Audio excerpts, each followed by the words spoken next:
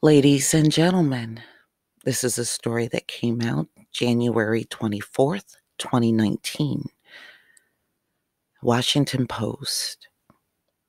Risk in the system. Unpaid air traffic controllers driving Uber say second shift threatens air safety.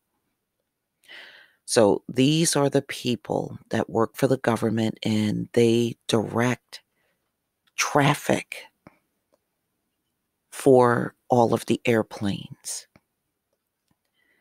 Do you know how dangerous this is with these folks not getting paid?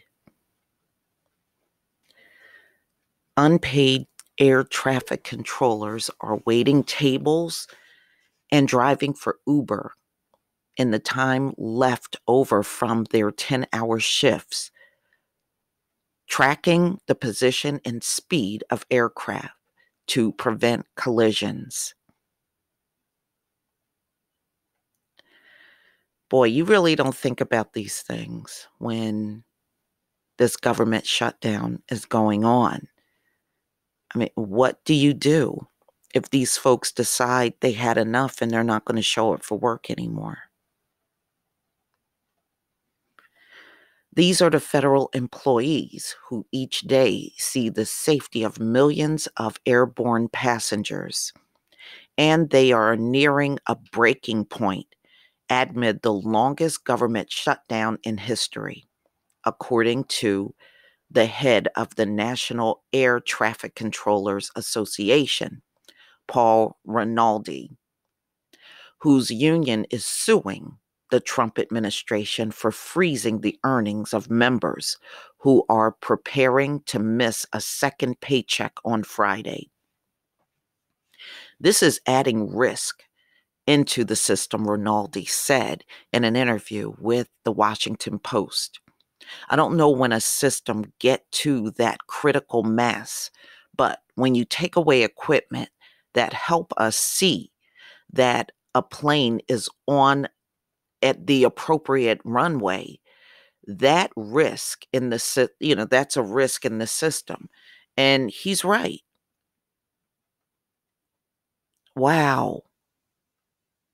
When some of our radars are down and we're not able to tell the pilot that there's dangerous weather ahead until we get a pilot report of it, that's risk in the system.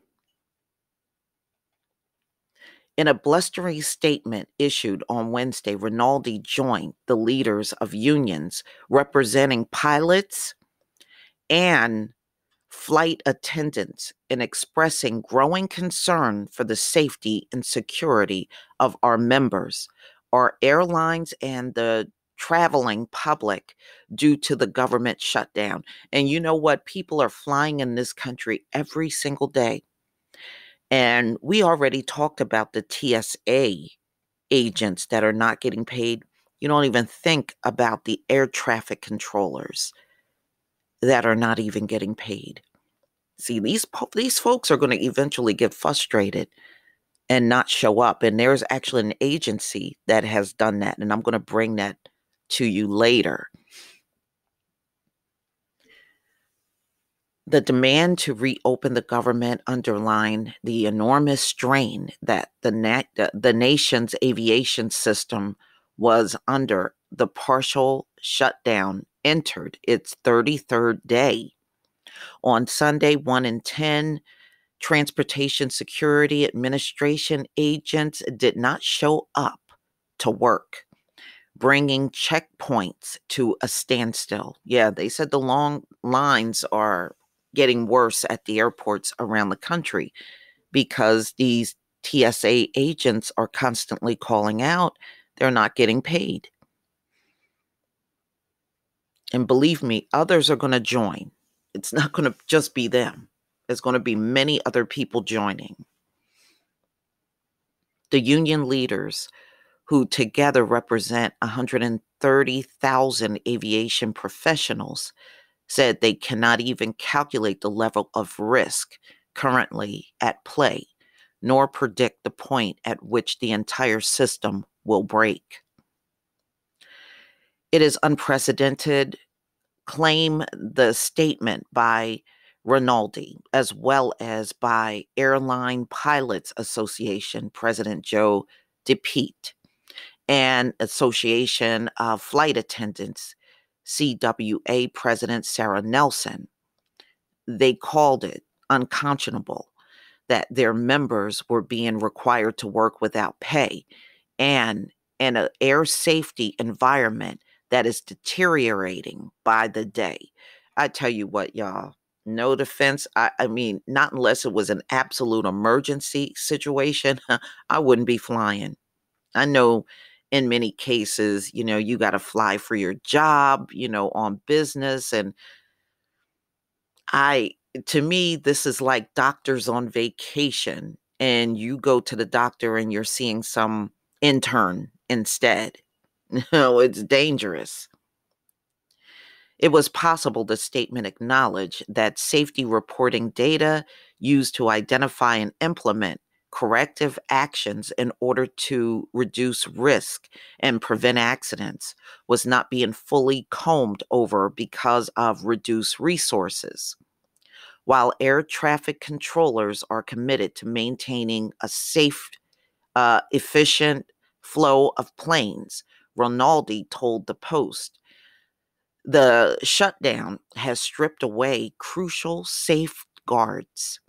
He said officials on the job were toiling without the aid of tactical specialists, training specialists, support staff specialists, quality assurance specialists, and other staff deemed non-essential.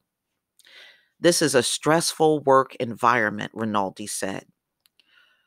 What this shutdown is doing is putting the stress on steroids. And you know what? I believe him. I believe that. Already, he noted staffing at air traffic control facilities was at a 30-year low.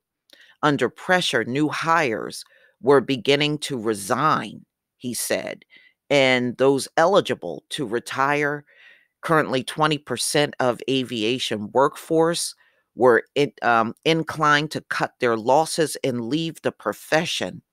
Americans in highly technical middle class jobs were struggling to find money for childcare, he said, forcing them to call in sick.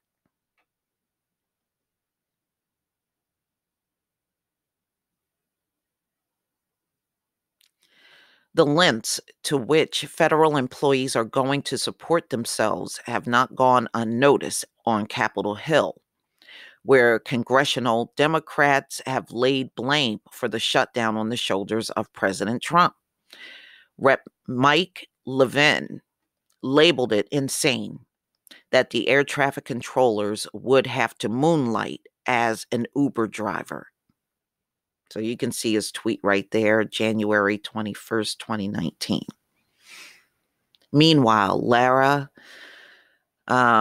Trump, the president's daughter-in-law and campaign advisor, this week said that 800,000 government workers going without paychecks were experiencing a little bit of pain. What does she mean, a little? See, this is why you can't have people that are out of touch with reality running things. And that's exactly what we have in a big way across America. But you are really seeing it through this government shutdown. Now, these folks are about to miss 2 paychecks in a row now. And this woman who is related to Trump by marriage is talking about that's a little bit of pain. Woo! Not in touch with people at all, not with real people, that's for sure, but sacrificing for the future of our country. Wait, a government shutdown for these people not working and not getting a paycheck is a sacrifice? Is this woman insane? The president, for his part, has claimed without evidence that government employees support his position. So this daughter-in-law of Trump is trying to say these unpaid workers support Trump. Wow. Wow, y'all. But see, you know what? Good. I'm glad this is coming out. This needs to come to light so people maybe get out of these fake zones that they're in and believing that these folks care about you. You can plainly see they don't. Nobody that cares about you would be talking like this woman. Thus far, he has been unwavering in his refusal to open shuttered agencies until Democrats agree to fund the border wall and to the tune of 5.7 billion.